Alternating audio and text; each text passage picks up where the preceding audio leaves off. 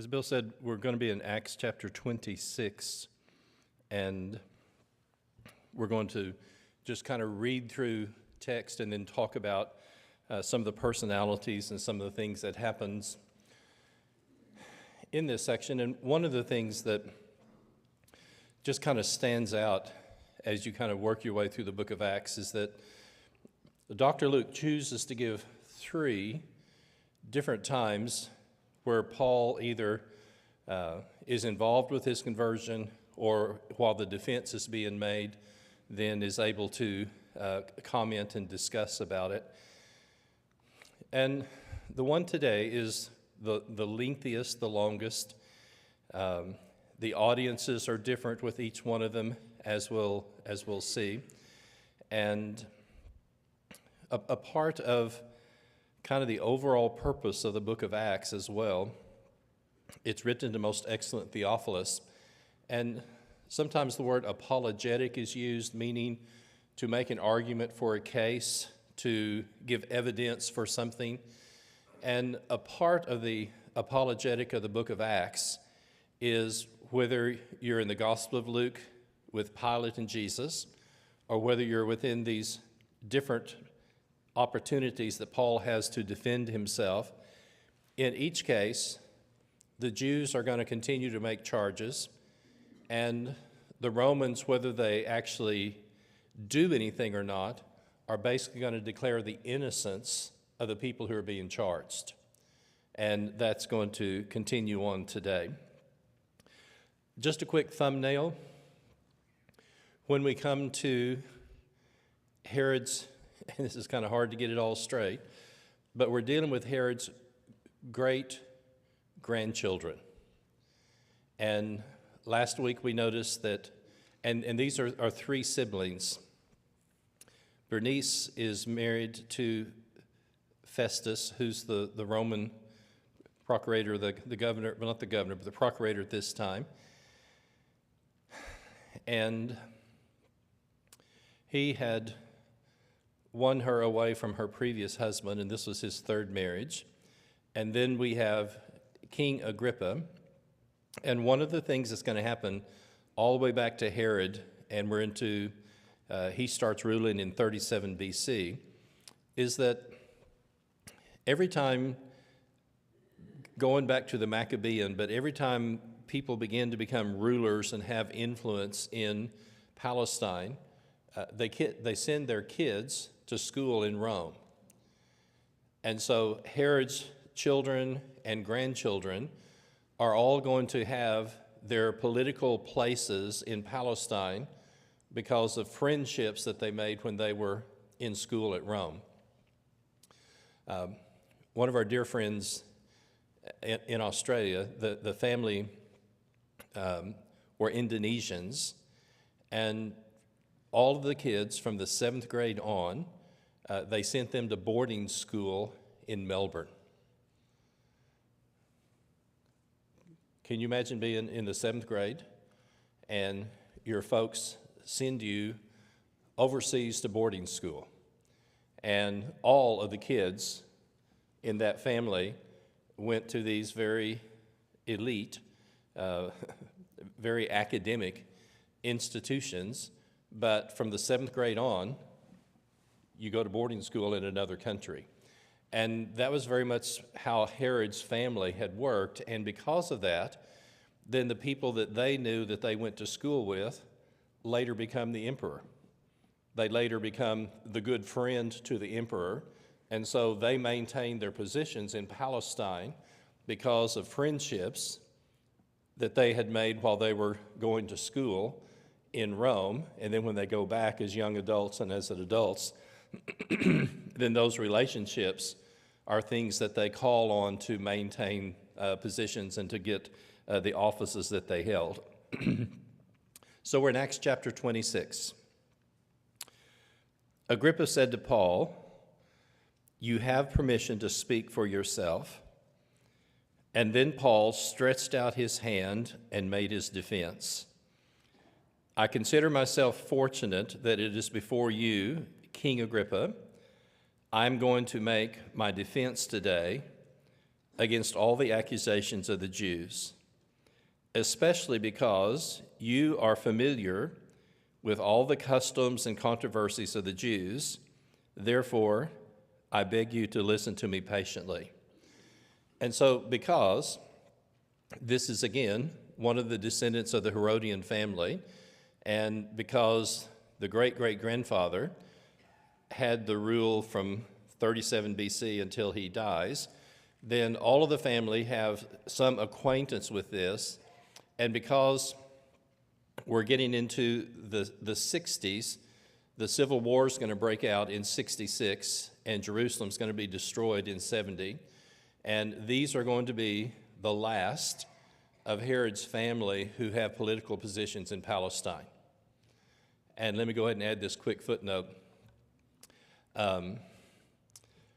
Agrippa's sister is named Bernice, and they're together when they come together for these types of things. But when the Civil War breaks out and the Romans come, then she becomes romantically involved with Titus, who's Vespasian's son. And initially, Vespasian is the general as they start the war against the Jews that's going to end on the 9th of August when Jerusalem's finally destroyed. But while the war's going on, the Roman emperor dies.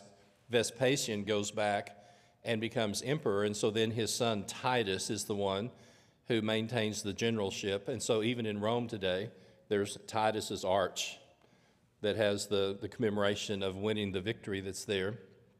So Bernice, who is going to be the sister of Agrippa, is going to become physically involved with Titus and lives with him for a time in Rome as his wife.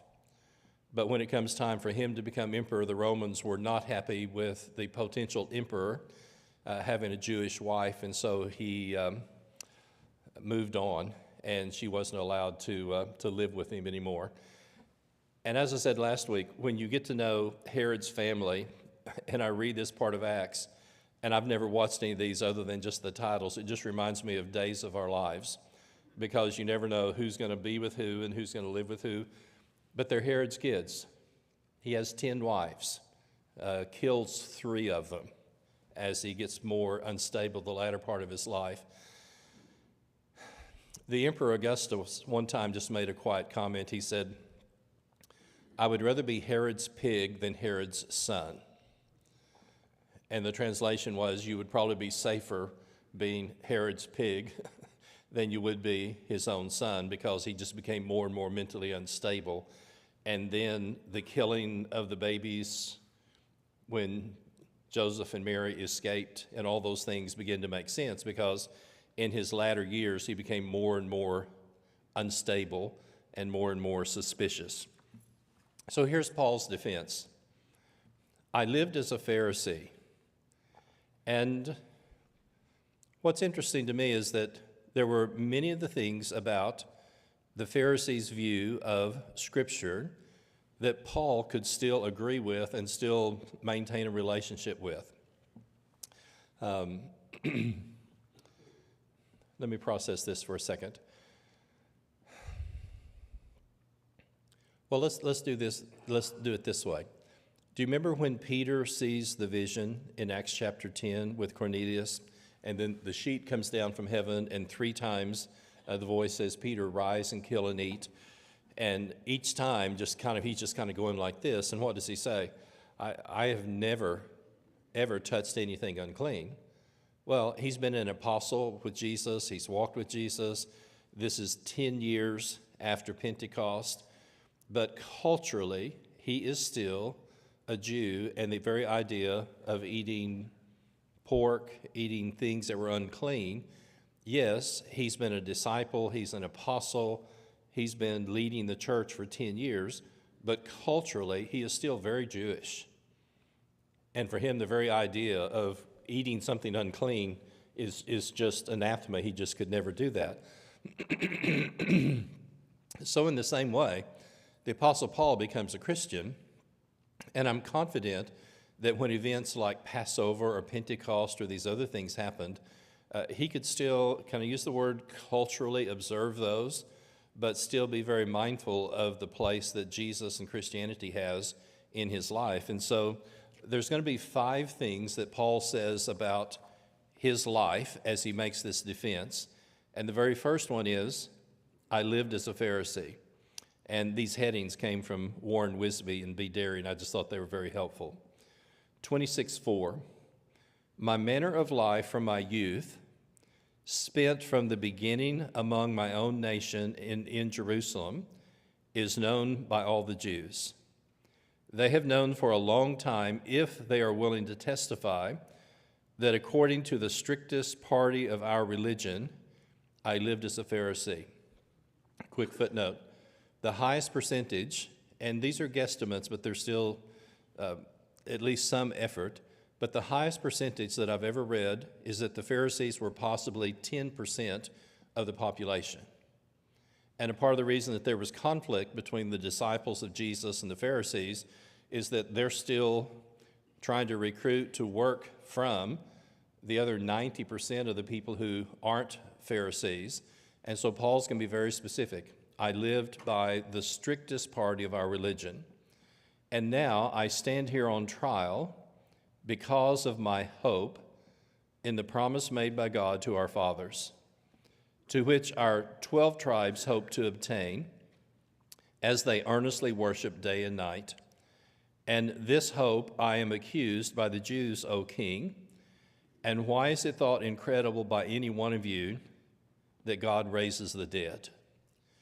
And every time Paul makes a defense through this latter part of the book of Acts, something is said, both kind of early and then through the defense, about the resurrection. And the Sadducees did not believe in angels. They did not believe in the resurrection. And they basically just read the first 5 books. They didn't even really adhere to much of the rest of the Old Testament, where the Pharisees, they are going to believe in angels. They're going to believe in the resurrection and the whole of the Old Testament. And so here we are in 26:9. I myself was convinced that I ought to do many things in opposing the name of Jesus of Nazareth. And there's about 5 places in the New Testament where something is said either by Paul or about Paul about persecuting the church, and here's one of them. I did so in Jerusalem. I not only locked up many of the saints in prison after receiving authority from the chief priest, but, secondly, when they were put to death, I cast my vote against them. And we're introduced to Saul of Tarsus at the stoning of Stephen. And the garments are laid at his feet, and he's encouraging the killing of Stephen by stoning him. And we find out here that wasn't a one-off situation. There were multiple times where Paul is involved in first incarcerating and then actually in putting Christians to death. I punished them often in all the synagogues. I tried to make them blaspheme, and in raging fury against them, I persecuted them even to foreign cities. So what does this tell us? His conversion on the road to Damascus wasn't the first time that he had been going to a foreign city to try to identify and incarcerate and possibly even kill Christians. And so what we come across when we have the Damascus Road, when Christ appears to him, this had been a part of his lifestyle and a part of the fervor that he had in terms of persecuting Christians. So number 1, I lived as a Pharisee. Number 2, I saw a light. In this connection, I journeyed to Damascus with the authority and commission of the chief priest, and at midday, O king, I saw on the way a light from heaven brighter than the sun that shone around me and those who journeyed with me. Next, I heard a voice. And I still try to picture this. Here's this group traveling along, and obviously there's a group of them, and all of a sudden this bright light shines, and then he says, I heard a voice. And when we had all fallen to the ground, I heard a voice say to me in the Hebrew language, and some translations will use Aramaic, but still, and this is again what I always find interesting about Paul, he communicates, and this is probably being done in Greek, and yet when Christ speaks to him, he speaks to him either in Hebrew or in Aramaic, and the voice says, Saul, Saul, why are you persecuting me? It is hard for you to kick against the goads. And I said, who are you, Lord? And the Lord said, I am Jesus, whom you are persecuting. But rise and stand on your feet, for I have appeared to you for this purpose, to appoint you a servant and a witness to the things in which you have seen me, and to those in which I will appear to you. And if you remember, when the discussion is being made in Acts chapter 1 about selecting an apostle to replace Judas, one of the criteria was, yes, from the time Jesus went in and out, but an apostle had to be someone who had witnessed the resurrection of Jesus. And this is why Paul, in another context, will make this comment, I am the apostle who was untimely born. I wasn't one of the original 12. I wasn't a part of those disciples, but in the same way that they had seen Jesus both before and after the resurrection, then on the Damascus Road, a part of Saul's qualification for being an apostle is that he is also going to be a witness to the resurrection of Jesus. We're going to come back to this in a second, but I just put these in this order.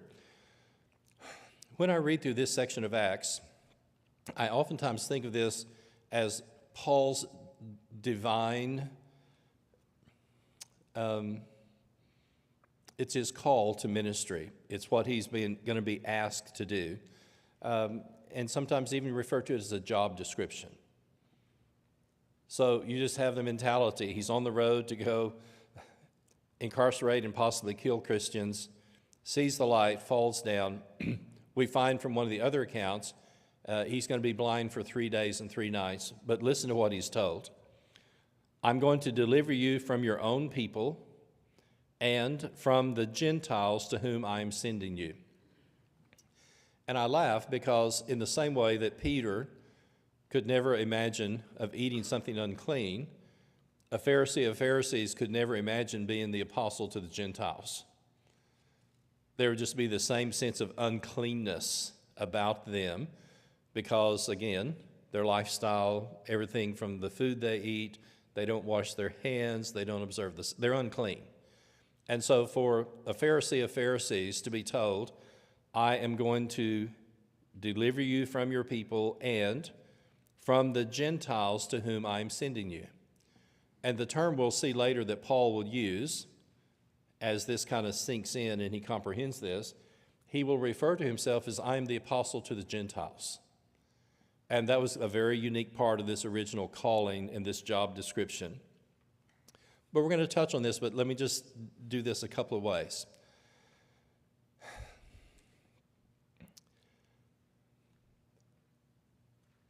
For those of us who are sight, able to see, you just imagine what it would be like to have 3 days where you couldn't see at all. I enjoy having Will. He's not with us this morning, but Will was sitting on this third row, and I was teaching on a Wednesday night. Didn't even think about this, but I just said, what did the blind people say when they saw Jesus? And Will shouts out, have mercy on me, son of David, which is what the text says. But you stop and think, if you're a blind person, that passage would say something to you because of your physical condition. And I just didn't even cross my mind that here is Will, and it's just a joy to have him with us. But man, I mean, he just got it just like that. And I just simply asked the question and didn't have a specific response. Oh, what did the blind people when they saw Jesus? And here our blind brother shouts, have mercy on me, son of David. And it was just kind of shocking because that's near and dear to him because of his physical condition. So for those of us who normally see, you just imagine having 3 days. My dad would say you're just blind as a bat. You just can't see anything. You have to be led around. That would give you some time for introspection. That would give you some time to just kind of reflect on things. And the fact that people have to lead you where you're going and you have to have help with this and that, and you're used to being able to see. And then the voice is going to come, and this is from the other accounts as well. Then Ananias, and I understand his reluctance to go to him.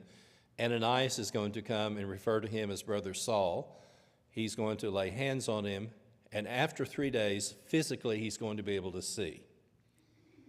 So to have been blind for 3 days and now be able to see, I always think of a physical to a spiritual relationship between what happened to him on the road and what he's going to be called to do spiritually.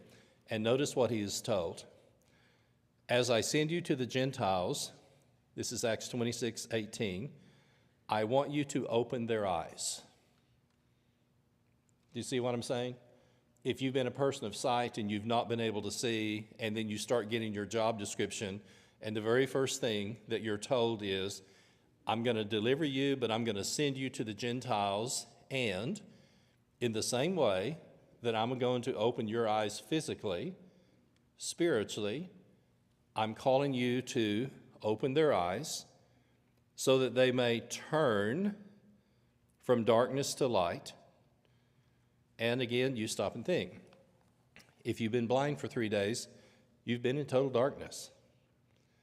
And now that physically you're able to see, then the voice is, and to me, you see what I'm saying? There's this very wonderful parallel between what happens to him physically and then his call for his job description spiritually, to turn them from darkness to light, from the power of Satan to God, so that they may receive forgiveness of sins and a place among those who are sanctified.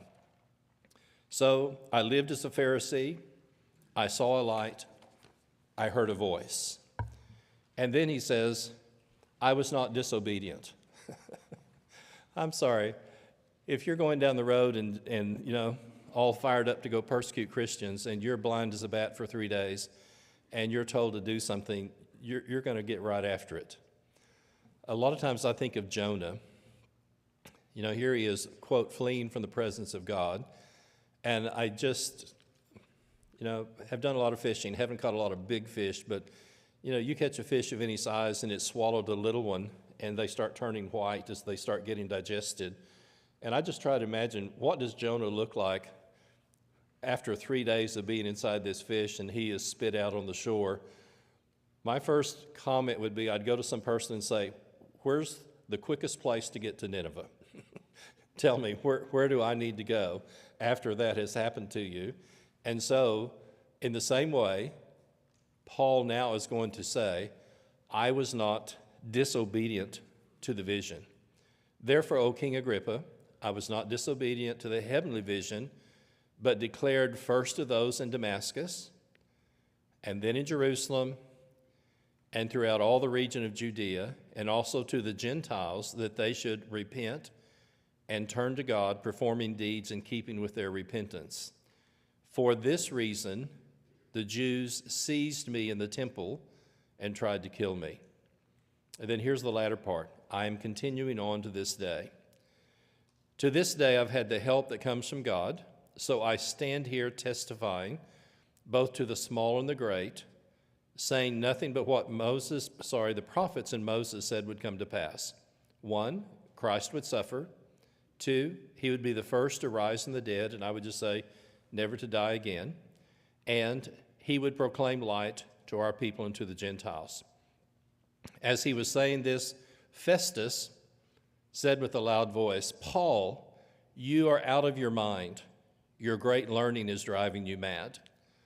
But Paul said, I'm not out of my mind, most excellent Festus, but I'm speaking true and rational words, for the king knows about these things, and to him I speak boldly, for I am persuaded that none of these things has escaped his notice. And isn't this a wonderful expression? This has not been done in a corner. Here's something that people are familiar with, they know. And so here we are in 26:28. And Lord willing, we'll touch on this next week. Agrippa said to Paul, "In a short time, would you persuade me to be a Christian?"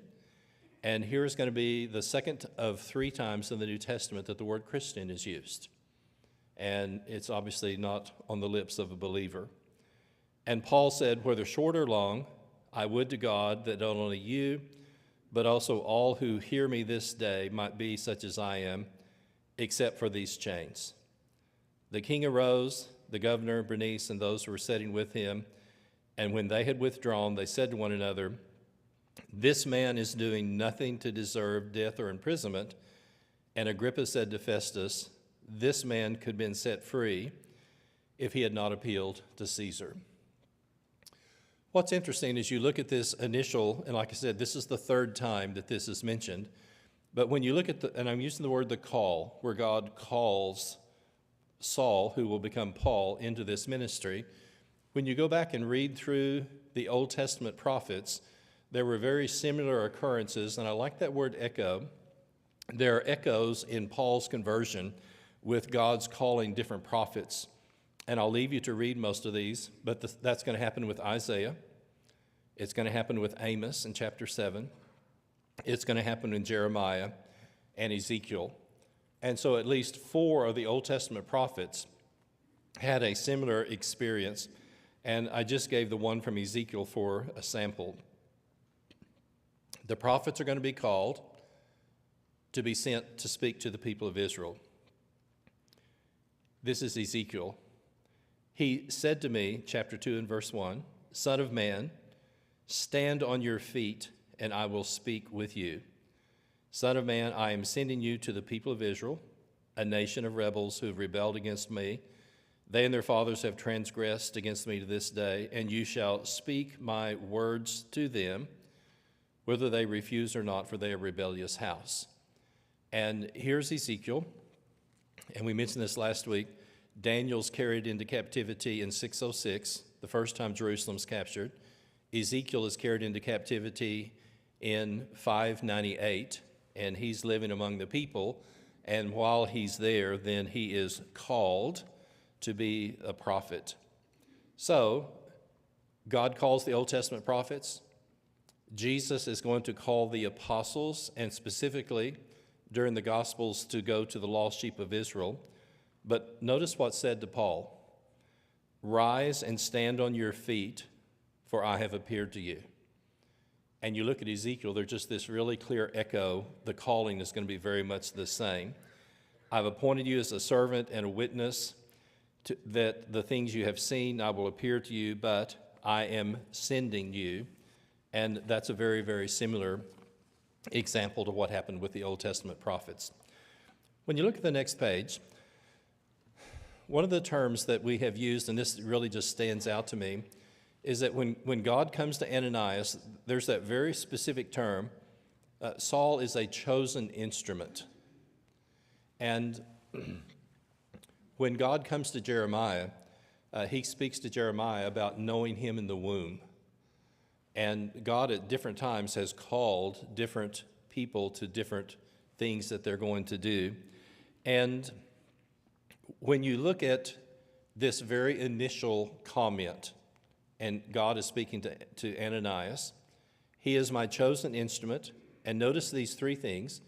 "He will carry my name before Gentiles. Secondly, kings and the children of Israel." And so when you look at the 3 different accounts of the conversion of Saul in the book of Acts, the first one is in Acts chapter 9, and this is just literally what happened, and I just made the comment, Saul's life will never be the same. But then when you come to chapter 21, Paul is rescued in Jerusalem by Lysias, the Roman tribune, and he will make defense before him as a Gentile. In chapter 22, he will be speaking to the Jews, brothers and fathers, and here he is speaking before the children of Israel. And then in chapter 26, when he's before King Agrippa, then he's making a defense before kings. And so the things that God told Ananias that Saul was going to do, each of the speeches and the defenses in the book of Acts are a part of the fulfillment of that original call. So, just quick summaries. When he makes a defense, he normally says, I was raised a Pharisee. I share some of their core beliefs, the resurrection. I was a fanatical persecutor of Christians, and I met Christ on the Damascus Road, and my life was never to be the same. And you hear these terms, and I'm going back to the one in Acts 26. Notice the personal event, parts of the past, parts of the present, and part is the future. I have appeared to you to be a servant and a witness. I will rescue you from your own people. And then here it is, I am sending you, and the word send is apostello, and you hear very much the echo of the word apostle, one who is sent, and he is going to be sent as an apostle to the Gentiles. So we've touched on this, so we'll do this quickly, but I still think this is important because when we read through the letters and we read through the rest of the New Testament, I oftentimes just go back and reflect everything that Saul is going to do from the road to Damascus until he is finally killed is fulfilling this job description. And notice those specific things: opening people's eyes, turning them from darkness to the light, the power of Satan, forgiveness of sins. And he just is very clear. He says, I was not disobedient to the vision. And in one way or another, and you stop and think, how many letters did he write? And I wonder, there are probably letters we don't have. Because if he's incarcerated in Caesarea for 2 years, he's incarcerated in Rome for 2 years, there very possibly are other letters. I feel like God and the Spirit would preserve whatever is needed for us today. But whether he's writing letters, whether he's sending out Timothy and Titus, whether he's collecting money to send to the saints, the rest of his life, he is going to be involved in the spiritual activities of the very group that he was committed to try to incarcerate and to stamp out. At the very bottom, after 3 days of blindness, what did Saul see? A little bit of a pun. 1, he is now convinced the crucified Jesus is alive. And while he had been committed to stamping that out, and I would be confident he didn't actually believe that in the resurrection, then when the person that you don't believe is alive speaks to you, that just gives you a totally different perspective and changes your whole point of view. And so one of those major things that's going to happen on the road to Damascus is that spiritually his eyes are opened, and by the Lord speaking to him, he actually knows and is confident that he's actually alive. The second thing is that, and this always strikes me, the voice doesn't say, Saul, Saul, why are you persecuting the church? What does the voice say?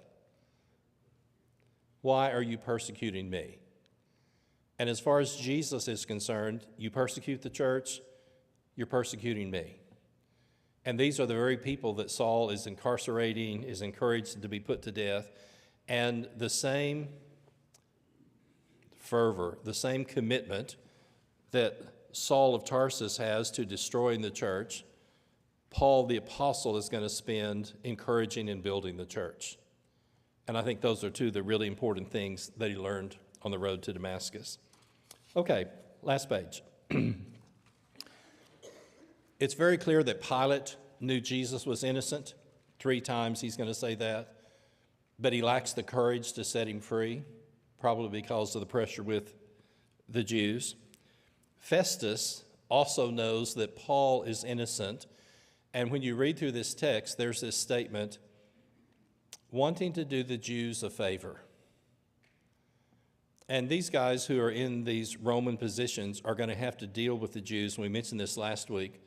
The event with Festus and Paul is going to be one of many different things that he will have to deal with. And the one thing that the Roman rulers have in common is that they know that Jesus is innocent, They know that Paul is innocent, but they lack the moral conviction to set them free because of how the Jews will respond to that. And so because of that, when Paul appeals to Caesar, and therefore he's going to be sent to Rome, you can just hear Festus kind of going, he's really relieved because now all he has to do is write the letter and send him on, and he doesn't have to make the hard decision about setting an innocent man or leaving an innocent man in prison or the things that are happened. And so Festus is going to be relieved because of that. And there's that statement, 26:25. I found that he had done nothing deserving of death.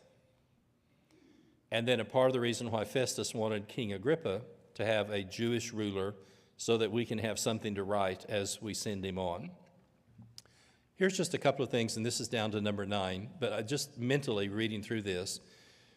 When you look at Luke's description, those who come into the hall, the audience appears, and Luke says, I use the term, the pomp and the splendor of royalty and privilege. And so here all these people come in, and they're in their royal robes, their royal gowns, and there's a whole group of people who come. You're going to have Festus, you're going to have Agrippa, you're going to have Bernice. They came with great pomp, and they entered the audience hall. The military tribunes and the prominent men of the city. So here is the who's of Caesarea. And then the thing that just struck me in reading through this, if you've been incarcerated for 2 years and you have been in chains, what does Paul look like? And what a contrast. Here is, quote, the audience, and as they come in all of their royal robes and everything else, I don't know, in our culture, would he have an orange jumpsuit on? I don't know what was appropriate that prisoners wore. But the other thing that I think about, he is in chains. I wonder if he has calluses where the chains are because he's worn these chains for 2 years. And this is where Paul makes his defense in front of them.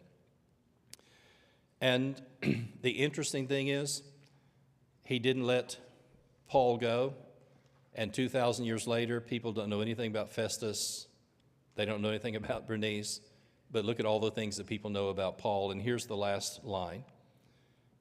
The Old Testament prophets performed all the miracles except giving sight to the blind. And that's the one miracle that Isaiah says is reserved for Jesus. And here's the last line. Paul received his physical sight. He gained a new spiritual insight. Jesus gave physical sight to the blind. And Paul would spend the rest of his life opening the eyes of the spiritually blind.